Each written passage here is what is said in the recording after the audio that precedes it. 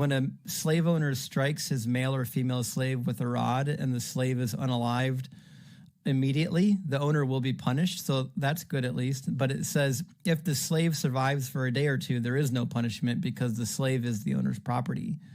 So you can beat your slave, and as long as you don't immediately unalive them, and as long as you don't knock out their eyes or their teeth, there's no punishment. In fact, if you do knock out their eyes or their teeth, there's still no punishment. They've earned their freedom rather than having to wait for the 7th year. They've earned their freedom immediately for the severe beating. But the slave owner doesn't actually get punished. They don't get their eye or teeth knocked out like you would elsewhere in the law, because elsewhere in the law it says an eye for an eye, a tooth for a tooth. But the exception, obviously, is if it's a slave. The slave does not get the same treatment. Yeah, that's pretty bad. Yeah, I agree. I think the there are more passages. Yeah, what was that from again? That was Exodus chapter 21. Exodus. Yeah, I think that there is.